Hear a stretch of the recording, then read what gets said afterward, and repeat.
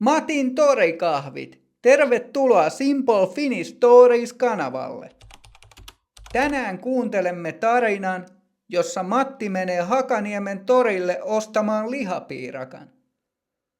Ensin luen tarinan hitaasti ja lopuksi testaamme kuulun ymmärtämistäsi normaalilla puhenopeudella. Aloitetaan. On kaunis lauantai-aamu heinäkuussa. Aurinko paistaa lämpimästi ja taivas on kirkkaan sininen. Matti Meikäläinen herää asunnossaan Kalliossa. Yleensä Matti juo aamukahvin yksin kotona, mutta tänään hän haluaa vaihtelua rutiiniin. Tänään on täydellinen sää mennä torikahville. Matti laittaa päälleen tutun sinisen villapaitansa, vaikka on kesä, ja kävelee alas mäkeä Hakaniemen torille. Torilla on paljon ihmisiä. Kesän tuoksut ovat huumaavia. Ilmassa tuoksuu tuore tilli, makeat mansikat ja paistettu ruoka. Torikojuissa on myynnissä värikkäitä vihanneksia, uusia perunoita, porkkanoita ja vihreitä herneitä. Matti rakastaa torin tunnelmaa. Matti kävelee suoraan oranssin kahviteltan luokse.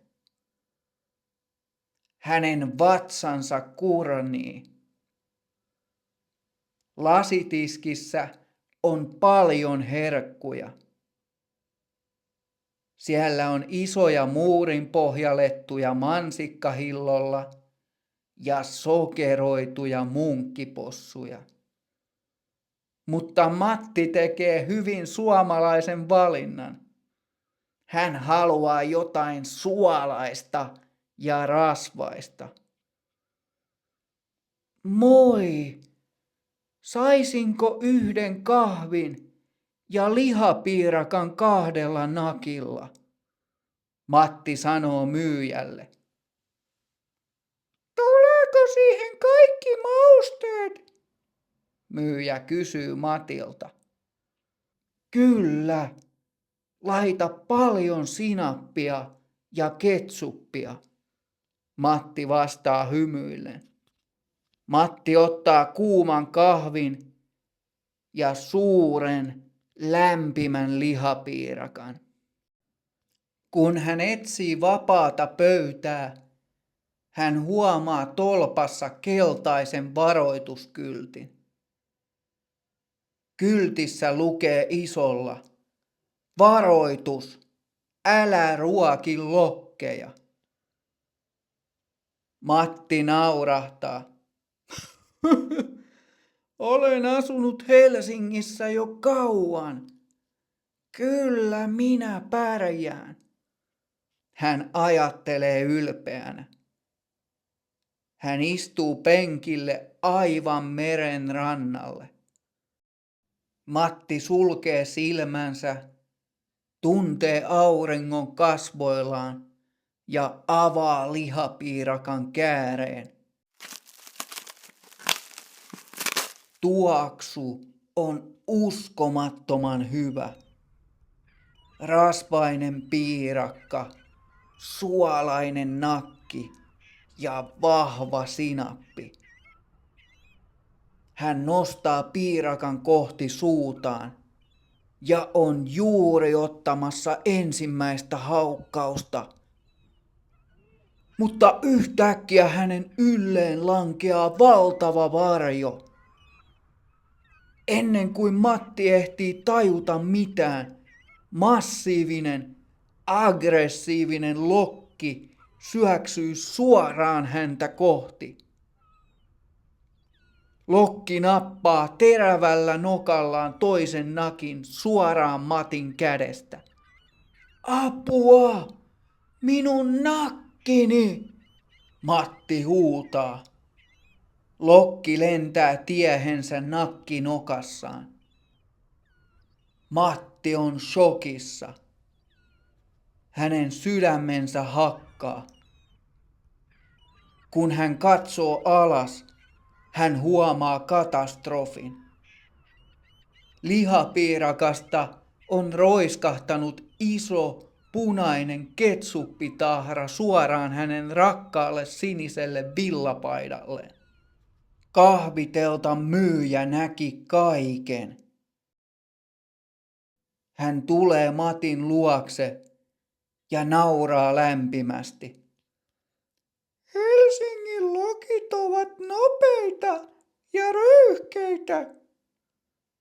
Tässä, ota tämä munkkipossu ilmaiseksi. Ehkä tästä tulee parempi mieli. Myyjä sanoo hymyillen ja ojentaa Matille munkkipossun. Matti pyyhkii ketsuppia paidastaan. Hän katsoo varoituskylttiä uudelleen ja huokaa. Suomen kesä on kaunis, mutta joskus hyvin vaarallinen.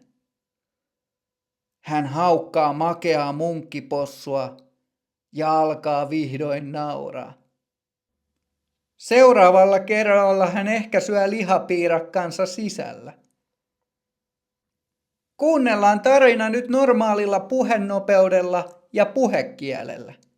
Matin torikahvit. On kaunis lauantai-aamu heinäkuussa. Araska paistaa lämpimästi ja taivas on kirkkaa sininen. Matti Meikäläinen herää kämpässään kallios. Yleensä Matti juo aamukahvi yksin koton, mutta tänään se haluu vaihtelua rutiiniin. Tänään on täydellinen sää mennä torikahville. Matti laittaa päälleen tutu sinisen villapaitansa, vaikon kesä ja kävelee alas mäkeä Hakaniemen torille. Torilla on paljon jengiä. Kesän tuoksut on huumaavia. Ilmasta tuoksuu tuore tilli, makeet mansikat ja paistettu ruoka. Torikojuis on myynnissä värikkäitä vihanneksia, uusia perunoi, porkkanoi ja vihreitä herneitä. Matti rakastaa torin tunnelmaa. Matti kävelee suoraan oranssin kahviteltan luo. Sen vatsa kuronii. Lasitiskis on paljon herkkui. Siellä on isoin muurin pohjalettui mansikkahillol ja sokeroitui munkkipossui. Mut Matti tekee hyvin suomalaisen valinnan. Se haluu jotain suolasta ja raspasta. Saisinks mä yhden kahvin ja lihapiiraka 2 nakil? Matti sanoo myyjälle. Tuleeko siihen kaikki mausteet? Myyjä kysyy Matilta. Joo, laita paljon sinappia ja ketsuppia, Matti vastaa hymyillen. Matti nappaa kuuman kahvia suuren lämpimän lihapiiraka. Kun se etsii vapaat pöytää, se huomaa tolpas keltaisen varoituskylti. Kyltis lukee isolla. Varoitus, älä ruoki lokkeja. Matti naurahtaa. Mä oon asunut Helsingissä jo kauan. Kyllä mä pärjään. Se ajattelee ylpeän. Se istuu penkille aivan merenrannalle. Se sulkee silmänsä ja tuntee auringon kasvoillaan ja avaa lihapiiraka kääreen. Tuoksu on uskomattoman hyvä. Rasvainen piirakka, suolainen nakki ja vahva sinappi. Se nostaa piiraka kohti suuta ja on juuri ottama sekaa haukkuu. Mut yhtäkkiä sen ylle lankee valtava varjo. Ennen kuin se ehtii tajuta mitään, massiivinen, aggressiivinen lokki syöksyy suoraan sitä kohti. Lokki nappaa terävällä nokalla toisen nakin suoraan Matin kädestä. Apua! Mun nakki! Matti huutaa. Lokki lentää veken nakki nokassaan. Matti on shokis. Sen sydän hakkaa. Kun se katsoo alas, se huomaa katastrofi. Lihapiirakasta on roiskahtanut iso punainen ketsuppitahra suoraan sen rakkaalle siniselle villapaidalle. Kahviteltan myyjä näki kaiken. Se tulee Matin luo ja nauraa lämpimästi. Helsingin lokit on nopeet ja röyhkeet. Täs, ota tää munkkipossu ilmaiseksi. Ehkä tästä tulee parempi mieli, myyjä sanoo hymyillen ja ojentaa Matille munkkipossu. Matti pyyhkii ketsuppia paidastaan. Se katsoo varoituskylttiä uudelleen ja huokaa. Suomen kesä on kaunis, mutta joskus hyvin vaarallinen. Se haukkaa makeet munkkipossua ja alkaa vihdoin nauraa. Seuraavalla kerralla ehkä se syö lihapiirakkansa sisään. Miten sinun kuulun ymmärtämisesi sujui? Ymmärsitkö kaiken? Kerro minulle kommenteissa. Oletko sinä koskaan maistanut suomalaista lihapiirakkaa tai munkkipossua? Jos haluat opiskella tämän tarinan rauhassa, voit ladata täydellisen PDF-oppaan YouTube-shopista tai Buy Me a Coffee-sivulta. Patreon-jäsenet saavat oppaan ilmaiseksi. Linkit ovat videon kuvauksessa. Kiitos, että katsoit ja nähdään seuraavassa videossa. Moi moi!